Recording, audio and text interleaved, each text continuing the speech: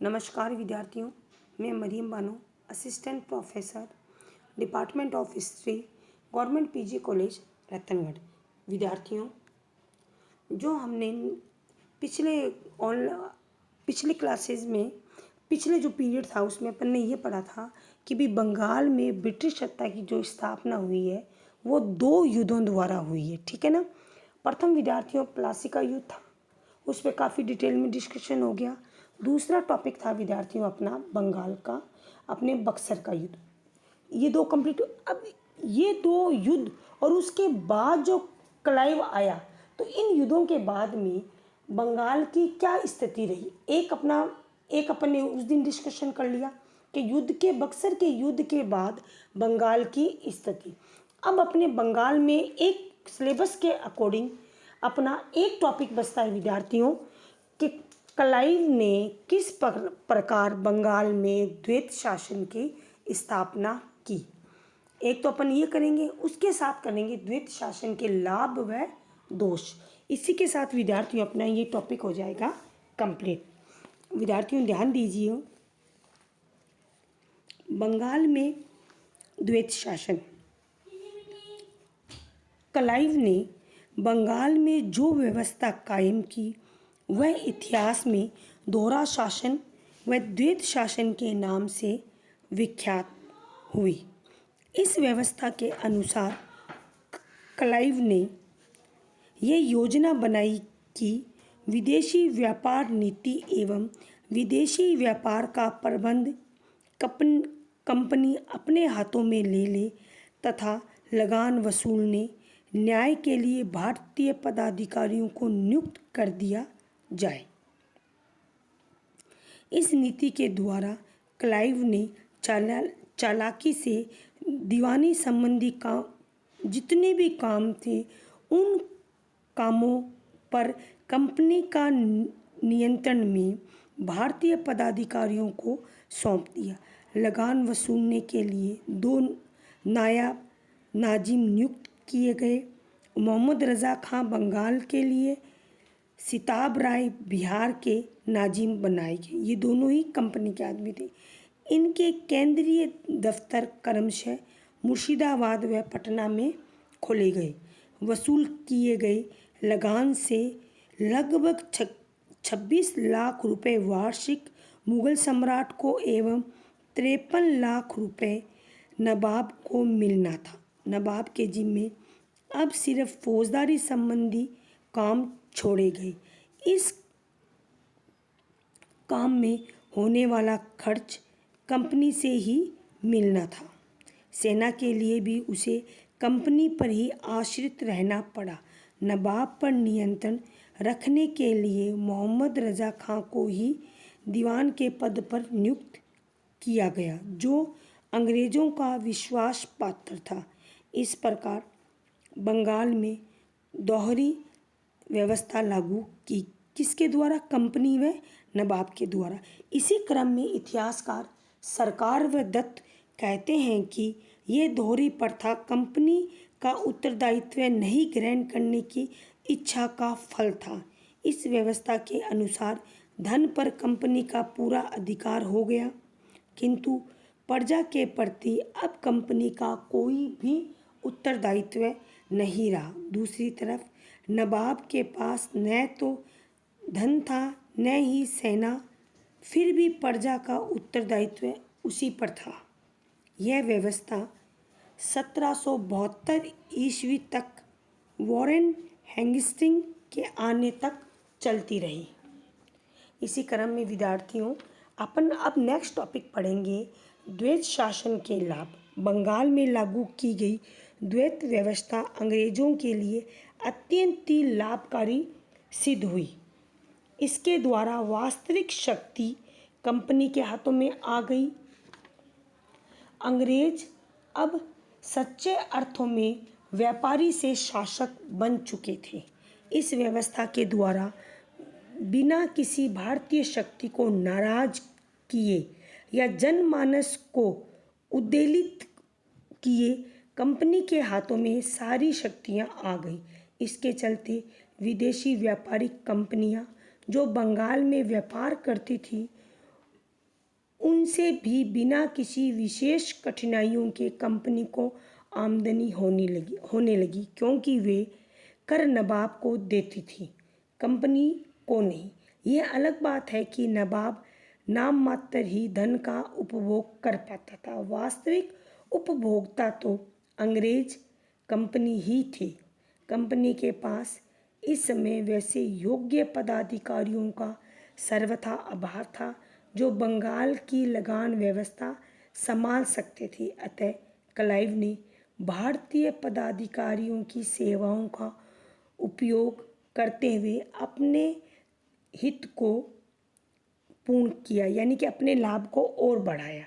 इससे कंपनी के खर्च में भी कमी हुई व कंपनी को आर्थिक लाभ भी बहुत अधिक हुए। निष्कर्ष के रूप में विद्यार्थियों हम कह सकते हैं कि इस व्यवस्था के द्वारा क्लाइव ने अंग्रेजी हितों की रक्षा की। अब समझने की बात है विद्यार्थियों, जहाँ अंग्रेजी हितों की यानी कि अंग्रेजों के हितों की रक्षा हो रही है, अंग्रेजों को अत्यंत लाभ मिल रहा है, तो नुकसान किसका हुआ? अंडरस्टूड है, भारतीय जनता का नुकसान हुआ, भारतीय प्रजा का। तो ये सारे हो गए अंग्रेजों के लिए पॉजिटिव सेंस। अब भारतीयों के लिए या अपने लिए ये द्वैत व्यवस्था के क्या दोष थे, क्या अपने लिए ये दोषपूर्ण रही, इस पे विद्यार्थियों ध्यान दीजिए। द्वैत शासन के दोष, इसमें 4-5 बिंदु है, थोड़ा सा ध्यान से पढ़ेंगे अपन, इंटरेस्टिंग टॉपिक है। द्वैत शासन में दोष, जहाँ दोहरी व्यवस्था कंपनी के लिए प्रारंभ में लाभदायक सिद्ध हुई, वहीं बंगाल व कंपनी पर भी इसका दुष्प्रभाव पड़ा। 1767 ईस्वी में क्लाइव ने वापस लौटने के पश्चात इस व्यवस्था के दोष पूरी तरह उभर कर सबके सामने आ गए। कंपनी के अधिकारी स्थिति पर नियंत्रण नहीं रख सके, फलस्वरूप प्रशासनिक ढांचा कमजोर हो गया, कर्मचारी अपनी मनमानी करने लगे, इसी मनमानी से अत्याचार बढ़े, उद्योग धंधे नष्ट हो गए, व्यापार को हानि पहुंची, जनता के कष्ट असहनीय होने लगे। कंपनी के एक कर्मचारी रिचर्ड वेचर ने अपने एक पत्र में 27 मई 1769 को सिलिकेट कमेटी से शिकायत की, इन्वर्टेड कॉमा शुरू, जिस अंग्रेज के पास विवेक है उसे वह सोचकर अवश्य दुख होगा कि कंपनी को दीवानी मिलने के समय से इस देश के लोगों की दशा पहले से बुरी है, और इसमें भी मुझे डर है कि बात निसंदेह ठीक है। यह सुंदर देश जो अत्यंत निरंकुश व स्वेच्छाचारी सरकार के अधीन भी समृद्ध था, अपने विनाश की ओर बढ़ता चला गया। इसी शब्दों के साथ विद्यार्थियों हम इसके दोष पर थोड़ा सा डिस्कशन करते हैं। इसी क्रम में विद्यार्थियों पहला पॉइंट है अपना अधिकारों एवं उत्तरदायित्व का पृथक्करण।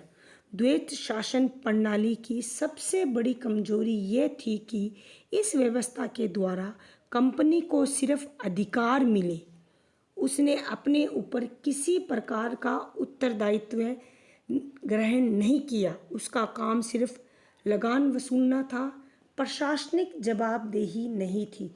दूसरी तरफ बंगाल के नवाब के अधिकार शून्य थे, परंतु सारी प्रशासनिक जवाबदेही उसके ऊपर थोप दी गई।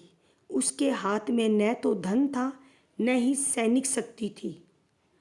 इन दोनों के लिए उसे कंपनी पर ही आश्रित रहने को मजबूर कर दिया गया। अतः इच्छा रहने पर भी वह प्रशासनिक व्यवस्था को सुचारू न चला सका।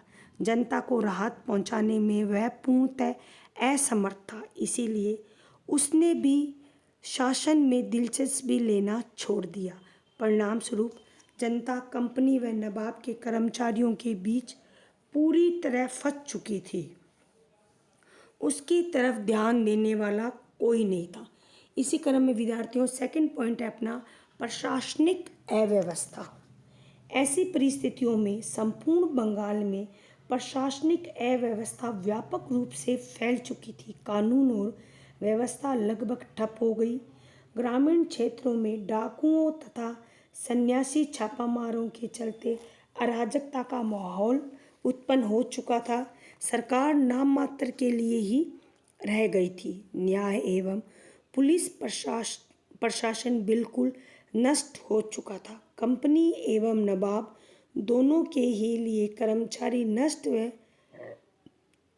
अनुशासनहीन होकर जनता पर मनमाना अत्याचार करने लगे।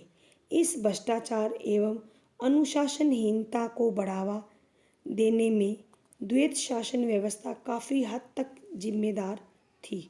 इसी क्रम में विद्यार्थियों अगला पॉइंट है आर्थिक अव्यवस्था। द्वैत शासन व्यवस्था से ही कंपनी के भू राजस्व में वृद्धि हुई।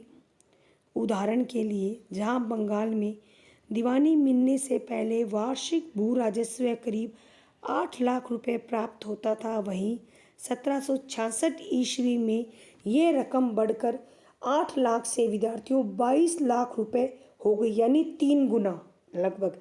निसंदेह इस व्यवस्था से कंपनी की आय में वृद्धि हुई, परंतु लगान लेने का जो प्रोसीजर था वो अत्यंत कष्टदायक था। ये लगान वसूलने का काम पुराने जमींदारों से छीनकर अधिक से अधिक लगान वसूल करने वाले ठेकेदारों को दे दिया गया। ऐसे व्यक्तियों का एकमात्र उद्देश्य जनता से अधिक कर वसूलना था। कृषकों की कठिनाई से उनकी कोई भी सहानुभूति नहीं थी। उपज बढ़ाने का कोई प्रयास नहीं किया गया, लेकिन प्रतिवर्ष लगान की राशि बढ़ती ही चली जाती। तंग आकर कृषकों ने खेती करना छोड़ दिया तथा खेत छोड़कर भागने लगे, यानी कि जनता का प्लान शुरू हो गया। अनेक किसान डाकू बन गए। जो बचे उन पर इतने ज़्यादा अत्याचार किए गए कि उन्होंने मृत्यु को गले लगा लिया। लगान इतनी कड़ाई से वसूल किया जाता था कि किसान अपने बच्चों तक को बेचकर लगान चुकाते थे। स्वाभाविक रूप से ऐसी परिस्थितियों में अब किसानों की खेतों में कोई दिलचस्पी नहीं रही। 1770 ईस्वी के भीषण अकाल ने लोगों की अव्यवस्था और भी बुरी कर दी। स्थिति इतनी बिगड़ गई कि कुछ प्रदेशों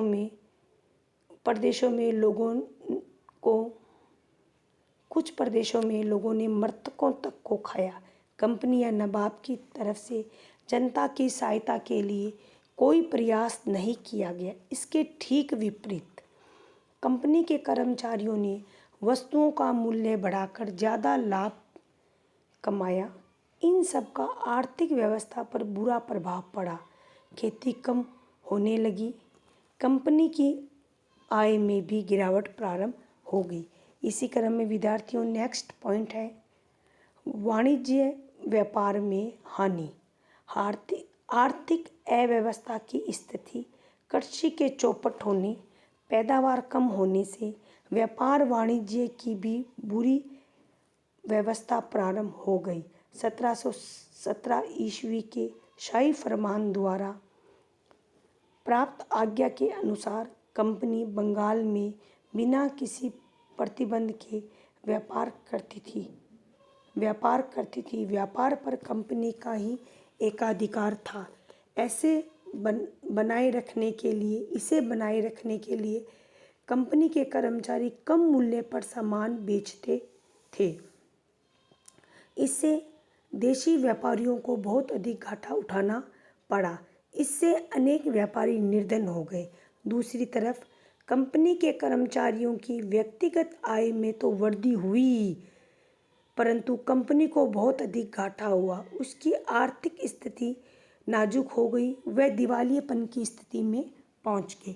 इसी क्रम में विद्यार्थियों अपना अंतिम जो लॉस हुआ द्वैत शासन से वो पॉइंट है उद्योग धंधों का नष्ट होना।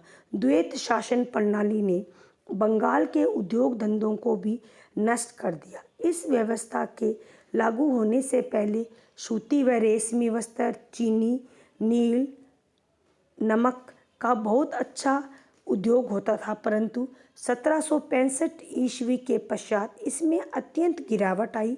कंपनी ने बंगाल के वस्त्र उद्योग को जानबूझकर बर्बाद कर दिया ताकि इंग्लैंड का वस्त्र उद्योग भारत में पैर पसार सके। 1769 ईस्वी में कंपनी के संचालक ने कच्चे सिल्क के उत्पादन एवं रेशमी वस्त्र तैयार करने के उद्योग को निरुत्साहित करने का निर्देश दिया। देशी कारीगरों को इतना परेशान किया गया कि अधिकांश व्यवसाय छोड़कर कृषक, मजदूर, सन्यासी, डाकू बन गए। कंपनी के उत्पीड़न से बचने के लिए अनेक जुलाहों ने अपने अंगूठे कटवा लिए ताकि उन्हें कंपनी के लिए वस्त्र तैयार न करना पड़े। जो कंपनी के लिए काम करते भी थे, उन्हें इतनी कम मजदूरी मिलती थी कि उन्हें काम करने की कोई इच्छा ही नहीं होती थी। इस अव्यवस्था का वर्णन एक समकालीन कंपनी के कर्मचारी ने अपने शब्दों में विद्यार्थियों इस प्रकार किया है कि इस विभाग की धूर्तता व कपटता की सीमा से परे है। भारतीय गुमाश्ते तथा निरीक्षण करने वाले माल का मूल्य बाजार के मूल्य से 15 से 40% तक कम आंकते थे। ऐसी परिस्थितियों में कृषि वाणिज्य की तरह व्यापार व उद्योग धंधे भी नष्ट हो गए। विद्यार्थियों, निष्कर्ष के रूप में हम कह सकते हैं कि द्वैत शासन कंपनी, नवाब, देशी जनता तीनों के लिए ही हानिकारक सिद्ध हुई। इसने प्रशासनिक अव्यवस्था ला दी, कृषि उद्योग व व्यापार को चौपट कर दिया। अब अराजकता, अत्याचार, भ्रष्टाचार, डकैती, चोरी आदि का राज्य स्थापित हो गया था। सबसे बड़ी बात तो यह थी कि अब ये बंगाली समाज का नैतिक पतन भी प्रारंभ हो गया। कार्य की प्रेरणा समाप्त हो गई। समाज निर्जीव हो गया। अब उसमें सड़ने के लक्षण प्रत्यक्ष रूप से दिखने लगे। विद्यार्थियों, ये अपना टॉपिक ख़त्म हो गया। द्वैत शासन के जो गुण व दोष थे, उसमें अपन ने उस टॉपिक को कंप्लीट कर दिया। अब जो आपका पीजी में जो फर्स्ट ऑप्शन पेपर है, उसमें यूनिट फर्स्ट में अपन नेक्स्ट टॉपिक पढ़े। बंगाल अपना क्लोज हो गया।